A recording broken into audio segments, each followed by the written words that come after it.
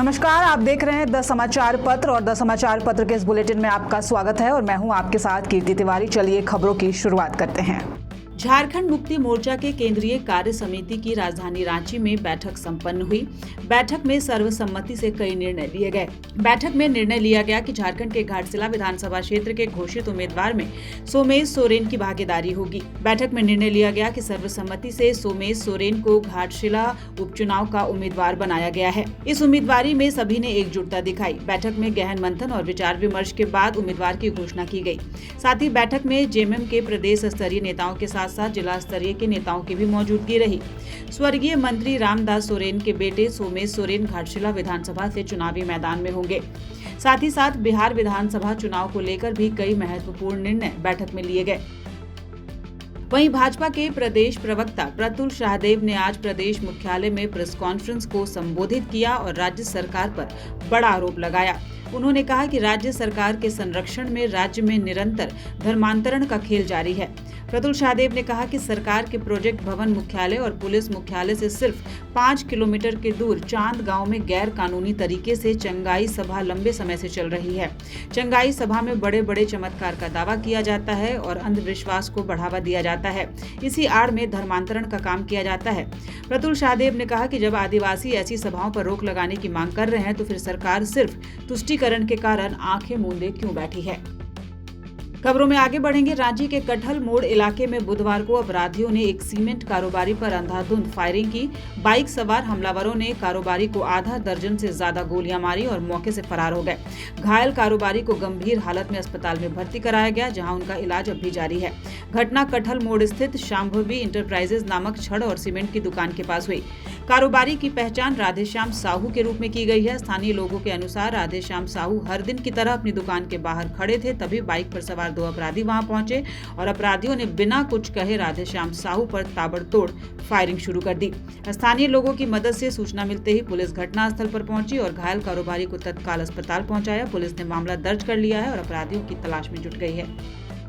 अब बात हजारीबाग की। हजारीबाग जिले में लूट, डकैती और चोरी की घटनाओं पर अंकुश लगाने के लिए चलाए जा रहे विशेष अभियान के तहत हजारीबाग पुलिस को बड़ी सफलता मिली है। पुलिस ने देर रात गुप्त सूचना के आधार पर कार्रवाई करते हुए 4 हथियारबंद अपराधियों को गिरफ्तार किया। गिरफ्तार अपराधियों के पास से 2 मोटरसाइकिल, 2 देसी हथियार, 8 जिंदा कारतूस और 3 मोबाइल फोन बरामद किए गए हैं।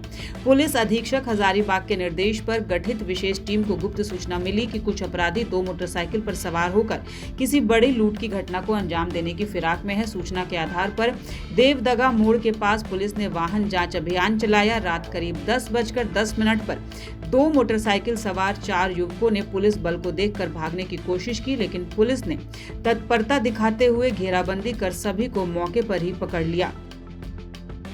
वहीं झारखंड में शिक्षा का स्तर दिन प्रतिदिन गिरता जा रहा है। जहां एक ओर मुख्यमंत्री हेमंत सोरेन नियुक्तियों का दावा करते हैं, वहीं दूसरी ओर 6 साल पहले निकाली गई वैकेंसी पर अभी तक नियुक्ति नहीं की गई है।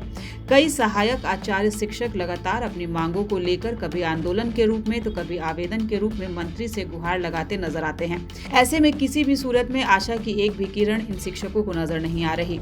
आज मुख्यमंत्री आवास पर एक प्रतिनिधि मंडल ने अपनी मांगों को लेकर वहां पहुंचकर अपनी बात रखने की कोशिश की। अब बात बोकारो की। भाजपा बोकारो विधानसभा स्तरीय सम्मेलन चास स्थित दीपांजलि पैलेस के हॉल में भाजपा बोकारो जिला अध्यक्ष जयदेव राय की अध्यक्षता में हुआ। भाजपा की ओर से आत्मनिर्भर भारत संकल्प अभियान का सफल आयोजन किया गया। इस महत्वपूर्ण कार्यक्रम में झारखंड के पूर्व प्रदेश अध्यक्ष दिनेशानंद गोस्वामी मुख्य वक्ता के रूप में शामिल हुए, जबकि विशिष्ट अतिथि के रूप में भाजपा के धनबाद लोकसभा के सांसद ढुल्लू महतो और जिला अध्यक्ष जयदेव राय मौजूद रहे।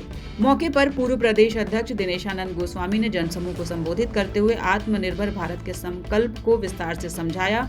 मुख्य वक्ता पूर्व प्रदेश अध्यक्ष दिनेशानंद गोस्वामी ने कहा कि आत्मनिर्भर भारत का अर्थ एक ऐसे देश से है जो अपनी आवश्यकताओं को पूरा करने के लिए वैश्विक स्तर पर दूसरों पर कम निर्भर हो। आज बोकारो के महात्मा गांधी चौक पर पिछड़ा दलित समाज के लोगों के द्वारा भारत के मुख्य न्यायाधीश के ऊपर जूता फेंकने, हरियाणा के IAS वाई पूरन की आत्महत्या एवं उत्तर प्रदेश के हरिओम वाल्मीकि को पीट कर मार देने जैसे जघन्य कृत्य के विरोध में कैंडल मार्च निकाला गया। मार्च में मौजूद MK अभिमन्यु ने कहा कि आज भी दलित समाज पर शोषण हो रहा है, उन्हें सरेआम बेइज्जत किया जा रहा है, आत्महत्या पर मजबूर किया जा रहा है। हम यह मांग करते हैं कि ऐसा कृत्य करने वालों को कड़ी से कड़ी सजा दी जाए, अन्यथा हम इससे भी बड़ा आंदोलन करेंगे। कैंडल मार्च में मौजूद चास नगर निगम के पूर्व अध्यक्ष भोलू पासवान ने कहा कि इस तरह की घटना मनुवादी विचारधारा की देन है, जिसे बर्दाश्त नहीं किया जा सकता। तो ये थी बिहार, झारखंड समेत देश दुनिया की तमाम बड़ी खबरें। इसी तरह खबरों से रूबरू होने के लिए आप हमें सब्सक्राइब कीजिए, फॉलो कीजिए और लाइक कीजिए। इस बुलेटिन में फिलहाल इतना ही। मुझे दीजिए इजाजत। नमस्कार।